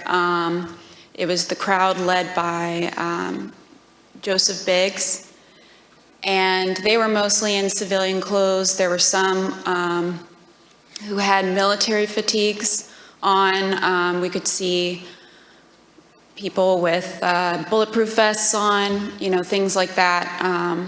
They didn't seem, extremely cohesive, but they had gathered there in their outfits, but they had gathered there together, and Joseph Biggs started, he had a megaphone, and he started talking about, first it was things kind of relating to Congress, and then the tables started turning once the, what is now the Arizona group is what you said, the crowd with orange hats, they came up chanting F-U-C-K, Antifa, and they joined that group. And once they joined that group, Joseph Biggs' rhetoric turned to the Capitol Police. He started asking us questions like, you didn't miss a paycheck during the pandemic, mentioning stuff about our pay scale was mentioned, and started turning the tables on us. And I've worked, I can, conservatively say probably hundreds of civil disturbance events. I know when I'm being turned into a villain, and that's when I turned to my sergeant and I stated the understatement of the century. I said, Sarge, I think we're gonna need a few more people down here. And so after that, I think they started conferring. They went a little silent. They started conferring among each other. I saw the person now identified as Ryan Samsel. He put his arm around Joseph Biggs, and they were talking, and then they started approaching the first barricade. They ripped the first barricade down, and they approached our bike racks. At that time, we started holding on, grabbing the bike racks. There weren't many of us, so I grabbed the middle between two different bike racks. And, I wasn't under any pretense that I could hold it for very long, but I just wanted to, make sure that we could get more people down and get our CDU units time to answer the call. So we started grappling over the bike racks. I felt the bike rack come on top of my head, and I was pushed backwards, and my foot caught the stair behind me, and my chin hit the handrail, and then at that point I had blacked out, but the back of my head clipped the concrete stairs behind me. And you were knocked unconscious, is that right, Officer Edwards? Yes, ma'am. But then when you regained consciousness, even with the injuries, you returned to duty, is that right? Yes, ma'am. At that time, adrenaline kicked in. I ran towards the West Front, and I tried to hold the line at the Senate steps at the Lower West Terrace. More people kept coming at us. It just seemed like, more and more people started, coming onto the West Front. They started overpowering us. And that was right about when MPD's officers showed up. Their bike officers pushed the crowd back and allowed our CDU units as well as theirs to form that line that you see, that very thin line between us and the protesters or the rioters, at that time. I fell behind that line, and for a while I started decontaminating people who had gotten sprayed and treating people medically who needed it. And then you were injured again there on the West Terrace, is that right, Officer Edwards? Yes, ma'am. So after a while, I got back on the line. It was on the house side of the Lower West Terrace. And I was holding that line for a while. There weren't many of us over there. And Officer Sicknick was behind me for most of the time, for about 30 to 45 minutes that I was down there. We were just, as the best we could, we were just, grappling over bike racks and trying to hold them as quick as possible. All of a sudden, I see movement to the left of me, and I turned, and it was Officer Sicknick with his head in his hands, and he was ghostly pale, which I figured at that point that he had been sprayed, and I was concerned. My cop alarm bells went off. Because if you get sprayed with pepper spray, you're going to turn red. He turned just about as pale as this sheet of paper. And so I looked back to see what had hit him, what had happened, and that's when I got sprayed in the eyes as well. I was taken to be decontaminated by another officer, but we didn't get the chance because we were then tear gassed. And we are going to play just a brief clip of that moment that you've just described, Officer Edwards.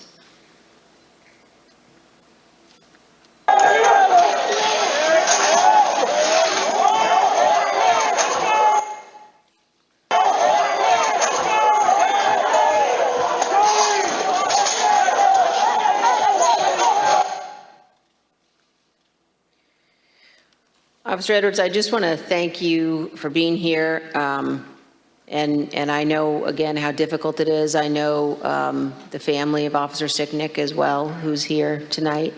One of the things one of the Capitol Police officers said to me recently was to ask me whether or not, as members of Congress, all of us understood that on that day, on January 6th, when we were evacuated from the chamber, were led to a safe, undisclosed location, whether we knew that so many of you had rushed out of the building and into the fight. And I can assure you that we do know that, and that we understand how important your service is.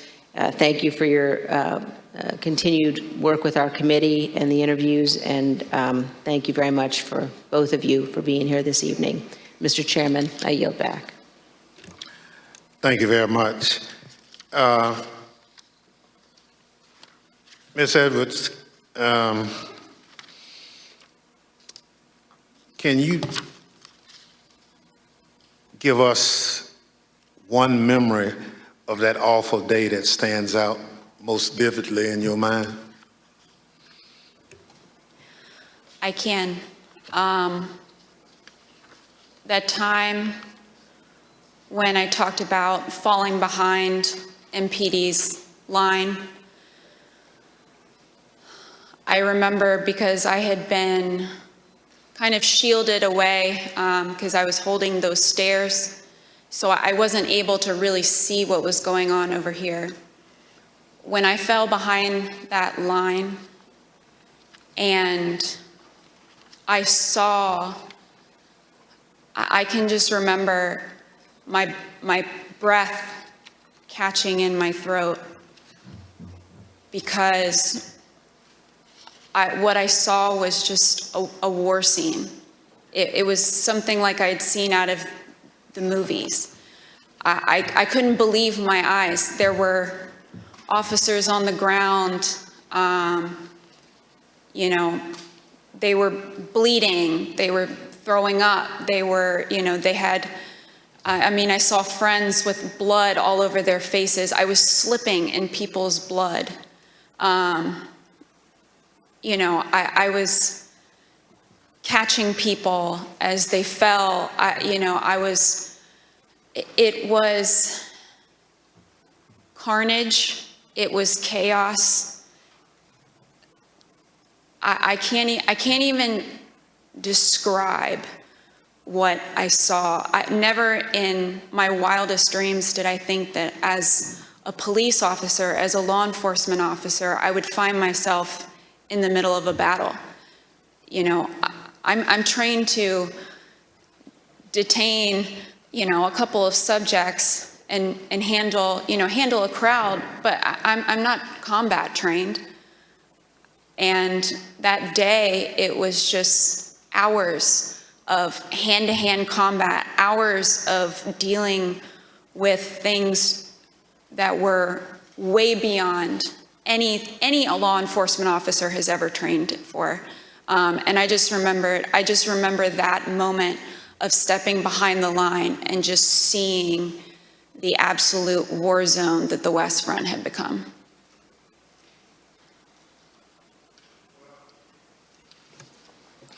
Let me thank you for your service and obviously your bravery. that you have told the world about tonight. It's unfortunate that you had to defend the Capitol from fellow Americans. None of us would ever think that that would have to happen, but it did.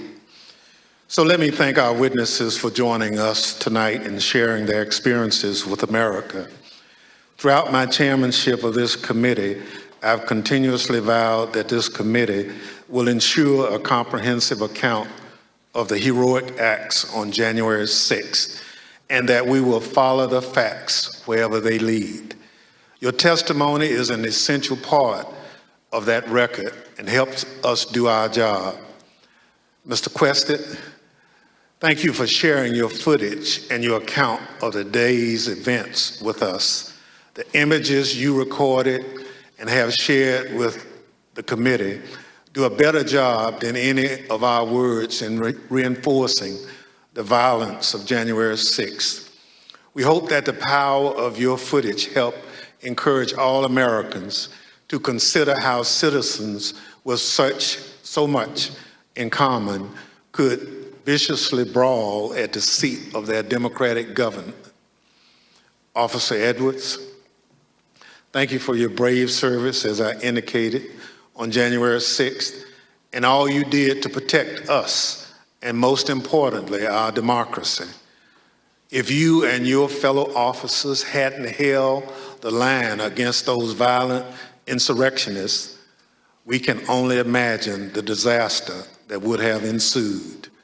Your heroism is the face of danger is admirable, and your will to continue to protect and serve despite your serious injuries should be an inspiration to all of us.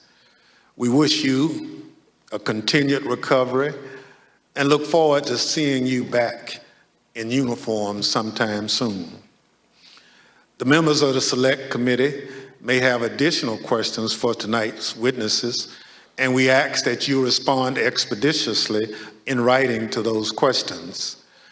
Without objections, members will be permitted 10 business days to submit statements for the record, including opening remarks and additional questions for the witnesses. The witnesses have just told us what they heard the rioters saying while they stormed the Capitol on that day. Now we're going to hear it from the rioters themselves. Without objection, I include in the record a video presentation.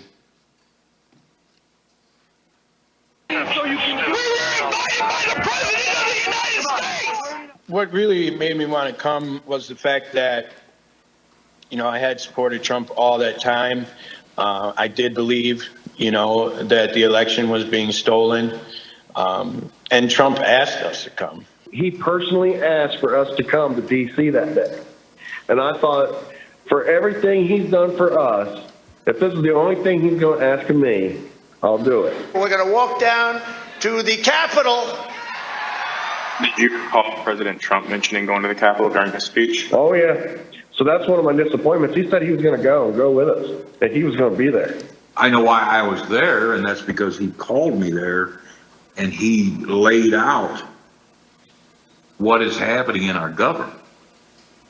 He laid it out. But I remember Donald Trump telling people to be there, right? I mean, to support. So you mentioned that the president asked you. Do you remember a specific message? Basically, yeah, he asked for us to come to D.C., that big things are going to happen. What got me interested, he said, I have something very important to say on January 6th or something like that, is what got me interested to be there. Trump has only asked me for two things. He asked me for my vote, and he asked me to come on January 6th. When the committee reconvenes next week, we're going to examine the lies that convinced those men and others to storm the Capitol, to try to stop the transfer of power.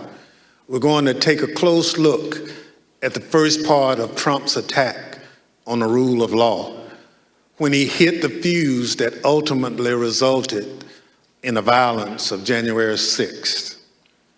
Without objection, and with that, The committee stands adjourned. And there we have it. Chairman Benny Thompson not only previewing with what's ahead, but also wrapping up after he opened this by saying they would prove an attempted coup, and that the vice chair of the committee, Liz Cheney, said was lit by the President of the United States. Nancy Cordes is with us, and this was horrible listening to Officer Edwards and the injuries that she sustained and witnessed by other Capitol Police officers. Especially when you consider the fact, Nora, that she's still not able to go back on the job a year and a half later. She's still recovering from the injuries that she got. And while her story is heroic and it is shocking, it is not unusual. We have talked to so many officers. We've heard them testify about the fact that they would go to the front of the line, they would get beaten up, they would get bear sprayed, they'd get pulled to the back to have their eyes flushed out, to recover, to catch their breath, and then they'd have to go right back out there because there were so few of them, which leads to another central question that this committee is going to get at, which is why did it take so many hours for the National Guard to be called out to help out these officers who were so clearly overwhelmed? And we know that it's because President Trump refused all of these entreaties to call the military. And what's going to be so interesting is to hear testimony from the chairman of the Joint Chiefs of Staff and from so many other military officials about what exactly they were told to do and what they weren't told to do. It was striking in the testimony that Mike Pence was acting as a shadow president. He was on the phone making the calls that the president wasn't making. The president, whose job it is to defend the country in this kind of moment, wasn't doing anything, and Mike Pence had to step in and try and do it. That was an important piece of testimony today. Right, and then we heard, of course, that Mark Meadows, who was President Trump's chief of staff, then pleading, well, we've got to change the narrative to make it look like the president is actually in charge, not Vice President Mike Pence. I thought some of the also very interesting testimony we heard was from the documentarian. And Scott, you know every detail of this. I wish we had a camera on you during this as well, because you were detailing everything, little details that we didn't know. This documentarian had a firsthand look at the meeting between the Proud Boys and the Oath Keepers. Why is that significant? He was embedded with the Proud Boys when they had a meeting with the leader of the Oath Keepers. These two groups are clearly of interest to this committee, but something else jumped out at me in the last half hour of this hearing. What the chairman said, that the committee believes the Proud Boys were at the Capitol early doing surveillance ahead of the riot. And they focused in on this area just south of the inaugural platform. This is where Joe Biden took the oath on January 20th. The circle in this area is where the Proud Boys ended up doing surveillance. And eventually there was a noose and a gallows there. But take a look what happens about an hour after the Proud Boys arrived, according to the chairman. Look at the size of that crowd. If they sensed a vulnerability, they capitalized on it.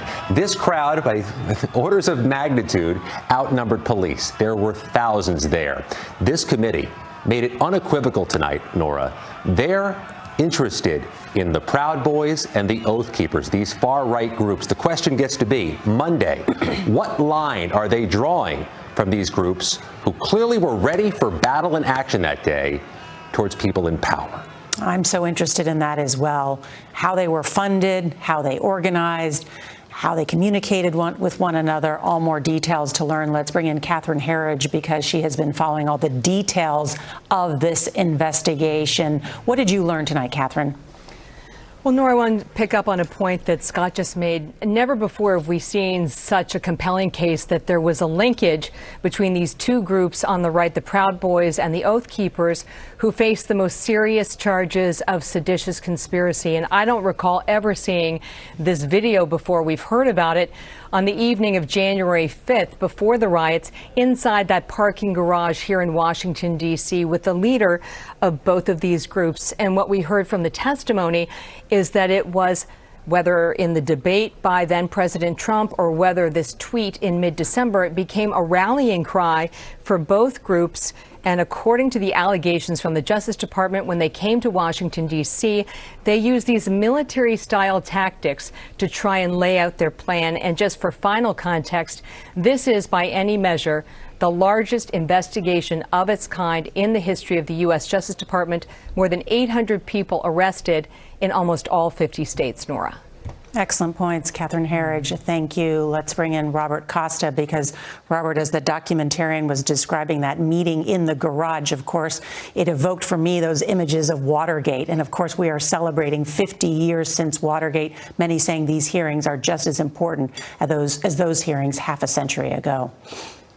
Nora, that's exactly right. This committee had a message to the American people tonight. Sit up, pay attention, follow two storylines: an attack on the U.S. Capitol, brutal violence, along with what they are calling a conspiracy to overturn the election. It has echoes of what happened nearly 50 years ago in the summer of 1973, when Congress had its Watergate hearings, asking the American people to digest information on a burglary at the Watergate complex, as well as a cover-up at the White House. Echoes of history tonight, and this will continue. Robert Costa, thank you so much. Thanks to everyone here for all of your expertise. And with that, we witnessed the first of these landmark and historic hearings. January 6th was one of the worst days of injuries for law enforcement since the September 11th attacks. More than 140 police officers were injured, and tonight we heard that remarkable testimony from an officer who felt she was in combat at the symbol of democracy, our nation's Capitol. But of course, it was more than the Capitol that was attacked. Democracy itself was under assault. Rioters tried to stop the certification of Joe Biden's election, but they failed. The committee has promised through these next hearings to prove that former President Trump was at the center of what Congressman Benny Thompson called an attempted coup. Our coverage will continue on CBS News streaming, your late local news, and then tomorrow on CBS Mornings with Republican committee member Adam Kinzinger. This has been a CBS News special report. I'm Nora O'Donnell, along with my colleagues here in Washington.